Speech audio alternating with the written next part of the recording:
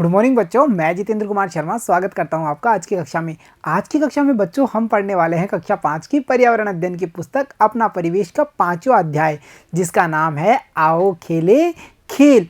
प्यारे बच्चों, खेल का नाम सुनते ही हमारे चेहरे पे एक अजीब सी मुस्कान आ जाती है ना, क्योंकि हमें खेल खेलना कितना पसंद है।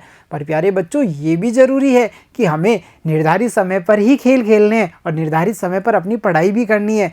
ऐसा नहीं कि हम पूरे दिन खेल ही खेलते रहें या पूरा दिन पढ़ता ही रहें। ये ज़रूरी है कि हमें खेल भी खेलने हैं और अपनी पढ़ाई को भी जारी रखना है। तो चलो बच्चों, आज के इस अध्याय के इस भाग में हम जानेंगे कई सारे खेलों के बारे में, यानी अलग अलग खेलों के बारे में कि हमारे आसपास कौन कौन से खेल खेले जाते हैं या खेलों के कौन कौन से प्रकार होते हैं, कौन से खेल हम कम जगह में खेल सकते हैं, कम खिलाड़ियों के साथ खेल सकते हैं, ऐसे कौन से खेल हैं जिन्हें खेलने के लिए हमें काफ़ी सारे दलों की आवश्यकता पड़ती है या एक बड़े मैदान की आवश्यकता पड़ती है। इन सभी सवालों के जवाब जानने के लिए चलो शुरू करते हैं आज का अध्याय, अलग अलग खेल। देखो बच्चों, राजस्थान के अलग अलग हिस्सों में कई खेल अलग अलग तरीकों से खेले जाते हैं। राजस्थान मतलब जो हमारा राज्य है उसका नाम है राजस्थान, और इस राजस्थान में बच्चों जितने भी अलग अलग हिस्से हैं, चाहे जो अलग अलग ज़िले हैं या अलग अलग हिस्से हैं, वहाँ पर कई सारे खेल अलग अलग तरीक़ों से खेले जाते हैं। जैसे देखो कौन कौन से खेल हैं: मारधड़ी, सितोलिया, गिल्ली डंडा, छिपा छिपी, पकड़ा पकड़ी आदि। तो प्यारे बच्चों, ये इतने सारे खेलों के नाम हैं जिनके नाम हम यहाँ पे देख पा रहे हैं। तो चलो थोड़ी सी चर्चा इन खेलों पर करते हैं। जैसे हमारा पहला खेल है मार दड़ी। देखो बच्चों, दड़ी राजस्थानी की जो भाषा है राजस्थानी, उसमें दड़ी का मतलब होता है गेंद। तो गेंद से मारना खेल के नाम से ही पता चल रहा है। मारदड़ी खेल बच्चों एक कपड़े की बॉल या गेंद के द्वारा खेला जाता है, जिसमें एक बच्चा अन्य सभी खिलाड़ियों के पीछे बॉल को लेकर के दौड़ता है, और जब वो बॉल से किसी बच्चे को मारता है यानी उसको बॉल छुआ देता है, तो फिर वो जिसको बॉल ने छुआ है वो बच्चा अब अन्य बच्चों के पीछे बॉल को लेकर के दौड़ेगा, और इस प्रकार से ये खेल आगे बढ़ता रहता है। तो हमने जाना मारदड़ी खेल के बारे में। अब बच्चों हम देखते हैं अगला खेल, जो कि है सितोलिया। बच्चों, सितोलिया खेल 7 विशेष पत्थरों से खेला जाता है, जिसमें चौकोर या गोल 7 पत्थर होंगे, जैसा कि इस इमेज में हम देख पा रहे हैं। यहाँ ध्यान से देखते हैं बच्चों, तो हमें दिखते हैं 7 पत्थर और एक रबड़ या कपड़े की बॉल, जिसकी सहायता से ये खेल खेला जाता है।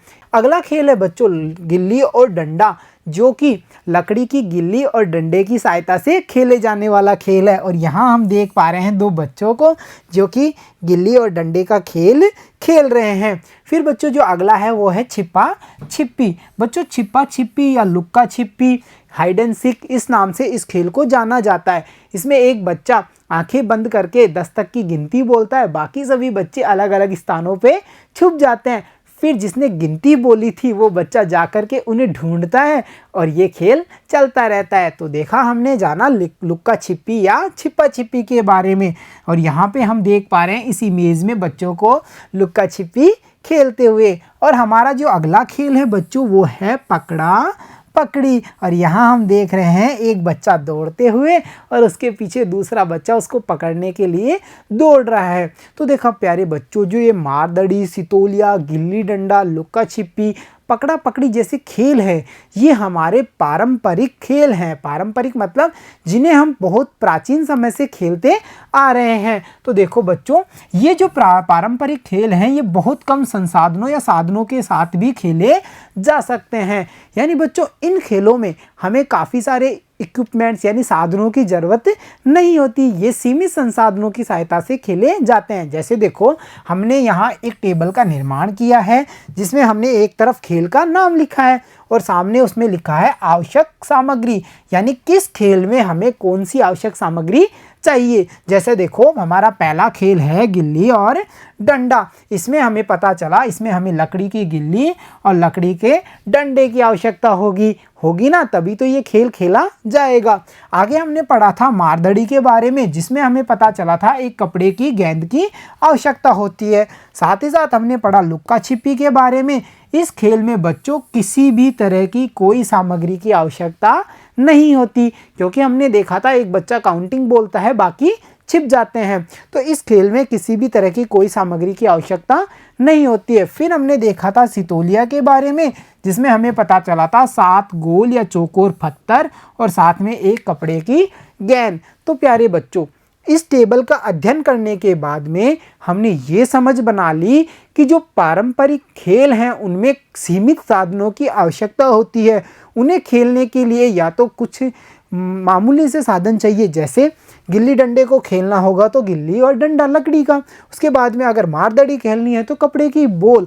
साथ ही साथ बच्चों, इनमें से कुछ खेल ऐसे भी होते हैं जिन्हें खेलने के लिए किसी भी प्रकार की कोई सामग्री की आवश्यकता नहीं होती, जैसे हमने देखा लुक्का छिप्पी। इसके अलावा बच्चों, पकड़ा पकड़ी भी ऐसा ही खेल है जिसमें भी हमें किसी साधन की आवश्यकता नहीं होगी। तो बच्चों, इसके अलावा और कौन कौन से खेल हैं उनको भी देखें। तो देखो बच्चों, घर चबूतरी या आंगन में बैठ कर के चरभर, चौपड़, सिंह बकरी, अष्टाचंगा आदि खेल खेलने में बड़ा मज़ा आता है। तो ये भी बच्चों हमारे पारंपरिक खेल हैं, जैसे चरभर, चौपड़, सिंह बकरी, अष्टाचंगा। ये सब पारंपरिक खेल हैं जो पुराने समय से हमारी संस्कृति में हम इन खेलों को देख सकते हैं। कई लोग आज भी इन खेलों का आनंद लेते हैं। और बच्चों ध्यान दीजिए, त्योहार विशेष पर भी खेलों का आयोजन किया जाता है। जैसे बच्चों, किसी त्योहार को किसी विशेष खेल से जोड़ दिया जाता है। जैसे देखो, मेवाड़ मतलब बच्चों, मेवाड़ मतलब जो उदयपुर चित्तौड़गढ़ का एरिया है वर्तमान में, उसे मेवाड़ के नाम से जाना जाता है। तो मेवाड़ में मकर संक्रांति पर सितोलिया खेला जाता है। यानी हमें यहाँ ये पता चला कि मेवाड़ में मकर संक्रांति के अवसर पर सितोलिया खेल को खेला जाता है। वहीं देखिए, वागड़ मतलब बच्चों जो डूंगरपुर बांसवाड़ा का एरिया है वो वागड़, और मारवाड़ मतलब बच्चों जोधपुर का एरिया, और ढूंढाड़ मतलब अपने जयपुर, दौसा, आमेर का जो एरिया है वो ढूंढाड़ क्षेत्र होगा। यहाँ पर इसी मकर संक्रांति के अवसर पर पतंगबाजी का आयोजन किया जाता है। तो बच्चों, इस बात को जानने के बाद में हमने ये समझ बनाई है कि अलग अलग क्षेत्रों में अलग अलग त्योहारों पर अलग अलग खेलों का आयोजन किया जाता है। जैसे मकर संक्रांति का जो त्योहार है, पर्व है, उसके आधार पे या उसके उपलक्ष्य में मेवाड़ में सितोलिया का आयोजन, तथा उसी त्योहार पर बागड़, मारवाड़ और ढूंढाड़ में हम देख पा रहे हैं पतंगबाजी का आयोजन किया जाता है। और यहाँ हम देख रहे हैं रंग बिरंगी पतंगों से अटे हुए आसमान को। कितने सारे जो बच्चे हैं वो आपस में पतंगबाजी का आनंद ले रहे हैं। आपने भी उड़ाई होंगी ना काफ़ी सारी पतंगे।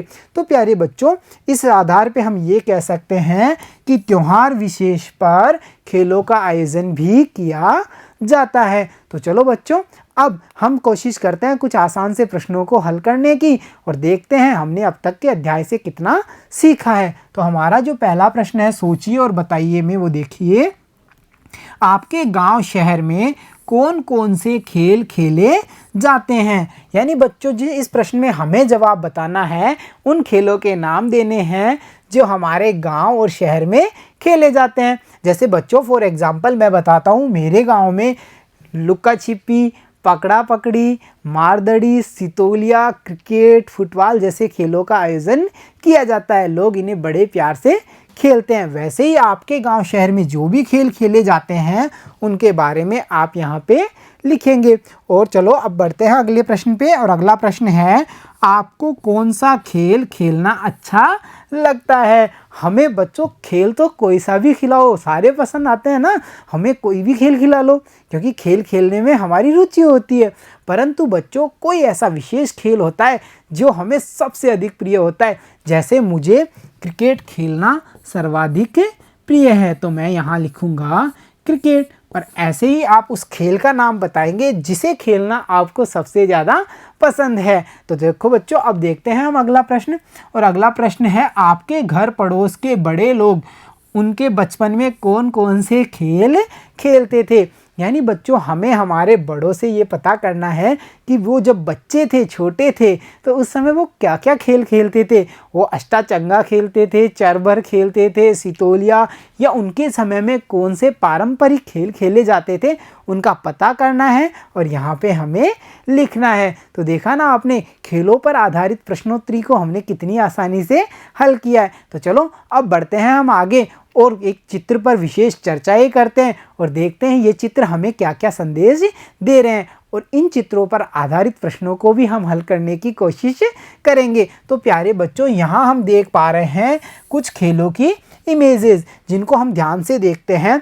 सबसे पहले हम पहले नंबर का चित्र देखते हैं। प्यारे बच्चों, यहाँ पे हम देख पा रहे हैं एक विशेष लकड़ी की सहायता से एक बोर्ड पर कुछ बॉलों के माध्यम से एक खेल खेला जा रहा है, और इस खेल का नाम है बिलियर्ड्स। इसको कहते हैं बच्चों बिलियर्ड्स। इसके बाद में हम बढ़ते हैं दूसरे खेल पे, जिसकी इमेज में हम ध्यान से देखने पर देख पा रहे हैं दो अलग अलग रंग की काटियों को या गोटियों को देख पा रहे हैं, जो एक चौरस यानी चौकोर बोर्ड पे एक बड़े ही तरीके से जमी हुई हैं। और यहाँ पे हम देख पा रहे हैं ब्लैक एंड वाइट चौकोर बॉक्सेस को भी हम देख पा रहे हैं। बच्चों, ये चेस बोर्ड यानी शतरंज का बोर्ड है, और ये जो खेल है उसका नाम है शतरंज। ये दो खिलाड़ियों के द्वारा खेला जाता है। इसमें आमने सामने दल और विपक्ष होते हैं। इसके बाद में बच्चों हम बढ़ते हैं तीसरे चित्र पर, और तीसरे चित्र में हम देख पा रहे हैं एक लड़की को जो कि धनुष बाण की सहायता से निशाना साधने की कोशिश कर रही है, और इस खेल का नाम है बच्चों तीरंदाजी यानी तीर कमान वाला खेल। इसके बाद में हम चलते हैं चौथे चित्र पे। वहाँ हमने देखा दो दल मैदान में एक दूसरे के साथ कोई विशेष खेल खेल रहे हैं। दिख रहा है ना, ये कौन सा खेल है? ये बच्चों कबड्डी खेल है, जिसमें हमें ये समझ में आया कि कबड्डी खेल का आयोजन दो टीमों के मध्य करवाया जाता है। तो चलो अब देखते हैं और कौन से प्रकार के खेल हैं। जैसे अगली इमेज में हम देख पा रहे हैं दो पहलवानों को जो आपस में जोर का आजमाइश करते हुए, यानी ये लोग खेल रहे हैं कुश्ती। इसका नाम है बच्चों कुश्ती खेल। फिर आगे हमने देखा एक लकड़ी की स्टिक्स के माध्यम से और एक बॉल के माध्यम से एक विशेष खेल खेला जा रहा है, जिसका नाम है हॉकी। दिख रहा है ना, हॉकी में भी बच्चों दो दल होते हैं, जिनमें प्रत्येक दल में एक निर्धारित संख्या में खिलाड़ी होते हैं, और ये उनके मध्य खेला जाने वाला खेल है। अब आगे बढ़ने पर हमें जो चित्र दिखाई दे रहा है वो है टेबल और टेनिस का। लकड़ी के जो छोटे छोटे टेनिस है उनकी सहायता से टेबल पर बॉल की मदद से टेबल टेनिस खेल का आयोजन किया जाता है। हम बढ़ते हैं अगले चित्र पे, और अगले चित्र में हम देख पा रहे हैं बैडमिंटन खेलती हुई एक प्यारी सी खिलाड़ी को। तो देखा बच्चों, इन चित्रों में अलग अलग प्रकार के खेलों के बारे में हमने जानकारी बनाई है। ये सब विभिन्न प्रकार के खेल हैं। तो चलो अब इन पर आधारित कुछ प्रश्नों को हल करते हैं। जैसे चित्र में कौन कौन से खेल खेले जा रहे हैं। इस प्रश्न में बच्चों हमें ये बताना है कि इन चित्रों में हमने कौन कौन से खेलों को जाना है। जैसे हमने शतरंज को जाना, तीरंदाजी, कबड्डी या फिर कुश्ती को, हॉकी को, टेबल टेनिस, बैडमिंटन, इन सभी खेलों के नाम हमें यहाँ पे लिखने हैं। अब बच्चों अगले प्रश्न में देखिए, कबड्डी में एक टीम में कितने खिलाड़ी होते हैं। प्यारे बच्चों, आपको याद होगा कक्षा 4 में हमने कबड्डी खेल के बारे में विस्तार से जानकारी प्राप्त की थी, जहां हमें ये पता चला था कि कबड्डी में 2 दल होते हैं और उन दल में प्रत्येक दल में 7 खिलाड़ी होते हैं। तो यहाँ हमसे पूछा है कि कबड्डी की एक टीम में कितने खिलाड़ी होंगे, तो हम यहाँ लिखेंगे कबड्डी की एक टीम में 7 खिलाड़ी होते हैं। तो चलो अब देखते हैं अगला प्रश्न। अगला प्रश्न है, कौन कौन से खेल मैदान में खेले जाते हैं। प्यारे बच्चों, जैसा कि हमने अध्याय के शुरू में चर्चा की थी कि कुछ खेल छोटी जगहों पे खेले जाएंगे, कुछ ऐसे खेल होंगे जो विशाल मैदान या खेल के मैदान में खेले जाएंगे। तो यहाँ पे हमसे पूछा है वो कौन कौन से खेल हैं जो खेल के मैदान में खेले जाते हैं। तो देखो बच्चों, जिन खेलों के बारे में अभी हमने चर्चाएं की, जैसे टेबल टेनिस जो एक बंद जगह में हम खेल सकते हैं, परंतु जो फुटबॉल का खेल है उसे हमें खेल के मैदान में खेलना पड़ेगा। क्रिकेट के खेल को भी हमें खेल के मैदान में खेलना पड़ेगा, क्योंकि इनके लिए बच्चों हमें काफ़ी बड़ी जगह की आवश्यकता होगी। क्या क्रिकेट का खेल हम बंद कमरे में खेल सकते हैं? नहीं खेल पाएंगे ना। इसलिए हमें यहाँ पर उन खेलों के नाम लिखने हैं जो खेल के खुले मैदान में खेले जाते हैं। जैसे हम लिखेंगे क्रिकेट, फुटबॉल या वॉलीबॉल या हॉकी, ऐसे खेल हैं जो खेल के मैदान में खेले जाते हैं। और अगला जो प्रश्न है वो देखिए, कौन कौन से खेल बंद जगह या कमरे में खेले जाते हैं। जैसे बच्चों यहाँ पर उन खेलों के नाम बताने हैं जो बंद जगह या सीमित स्थान पर हम खेल सकते हैं, छत के नीचे खेल सकते हैं। जैसे हम शतरंज का खेल, कैरम बोर्ड का खेल, सांप सीढ़ी का खेल, ये सब खेल हम बंद कमरे या छत के नीचे बैठ करके खेल सकते हैं। तो देखा, खेलों पर आधारित इतने सारे प्रश्नों को हमने कितनी आसानी से हल कर दिया। तो चलो बच्चों, अब हमने इन प्रश्नों पर जब चर्चाएं की तो हमें ये समझ में आया कि खेलों के और भी प्रकार हो सकते हैं।